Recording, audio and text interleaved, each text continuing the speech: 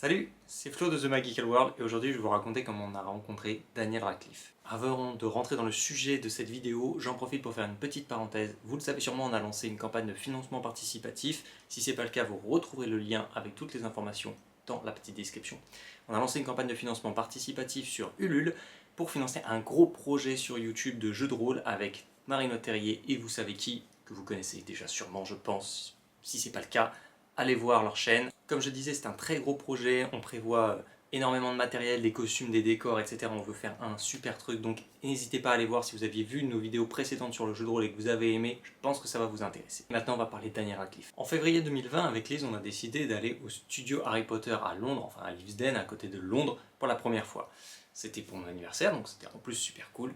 On en a profité, c'était juste avant le Covid. Juste avant le premier confinement, donc on a vraiment eu du bol de pouvoir y aller. À l'époque, on entendait vaguement le Covid en Chine et tout ça, mais c'était pas encore arrivé jusque chez nous, donc on a pu y aller. Et à la période où on a été à Londres, il se trouve qu'il y avait un théâtre qui s'appelle le Old Vic Theatre, qui jouait une pièce qui s'appelle Endgame, rien à voir avec Avengers, dans laquelle jouait Daniel Radcliffe. Donc on a été voir la pièce, on a pris notre billet, on a été voir la pièce, c'était très sympa de le voir jouer dans autre chose qu'Harry Potter, et à la fin des représentations, Daniel Radcliffe, qui est très sympa avec ses fans, autorise un certain nombre de rencontres en fait. Il y a donc une petite file d'attente et puis il rencontre certaines personnes. Dit comme ça paraît super simple, sauf que en fait, cette histoire a été absolument rocambolesque. On est resté donc toute la durée de la pièce, qu'on a bien apprécié, ceci dit, mais on n'était pas super bien installé, c'était pas hyper confortable parce qu'on avait pris des places à des prix un peu réduits et on était sur des bancs bien durs, etc. avec les pieds qui touchaient pas le sol, enfin c'était un truc vraiment pas confortable. Il était super tard, on avait fait des visites toute la journée, donc on était crevés. À la fin de la pièce, on va attendre dehors, il faisait hyper froid, vous imaginez Londres en février quoi, il fait pas super chaud, en plus c'était de nuit, donc voilà. On était à 45 minutes de notre hôtel en transport en commun, on avait pris le métro et tout ça. Donc on était bien fatigué, on attend à la fin de la pièce, il devait être, je sais pas, 22h30, quelque chose comme ça. On fait la queue, et on attend, il se passe rien, donc on fait la queue à l'extérieur en plus, hein, il faut attendre devant les loges, donc c'est vraiment dans le froid quoi. Et puis les gens, comme dans la file, tout le monde commence un peu à s'impatienter, il y a quelqu'un qui va finir par aller voir à l'accueil, et on nous dit ah désolé, il y a un souci, Daniel Radcliffe doit rencontrer, alors on n'a pas trop compris si c'était des producteurs ou quelque chose pour un film ou quoi, et du coup, il était en réunion, donc il n'avait pas le temps de venir.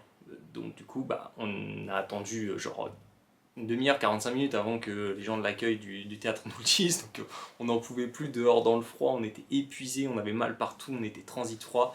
On prend les transports, on rentre chez nous. Le lendemain, on téléphone quand même au théâtre en leur expliquant voilà, qu'on est venu la veille mais qu'il n'y avait pas la possibilité de le rencontrer. Et ils nous ont dit, bah, si vous revenez demain avec votre ticket, pas de souci, vous pouvez faire la queue voilà, à nouveau, puis attendre de le rencontrer. Donc on se dit, bon, quand même pas passer à côté de ça. On a été visiter les studios dans la journée, pareil, journée du coup ultra crevante, on reprend les transports en commun à la fin de la journée pour la séance du soir, 45 minutes à nouveau de transport, on galère à trouver un truc à manger à côté du théâtre, on finit par y aller, on n'en pouvait plus, on était épuisés de notre journée parce que la visite des studios de Londres c'est génial, mais tu marches. C'était la première fois qu'on y allait en plus, donc on a voulu tout voir vraiment dans le détail, donc c'était une journée très longue, et on arrive là-bas, on refait la queue dehors, il fait froid, mais encore plus que la veille, c'est juste horrible. Et on est dans la file d'attente, et il y a deux jeunes filles anglophones, donc peut-être des anglaises, je sais pas, qui étaient devant nous. Et il y en a une qui commençait à se sentir mal. Elles étaient très stressées à l'idée de rencontrer Daniel Radcliffe, elles étaient assez jeunes, je pense, voilà, c'était des ados quoi.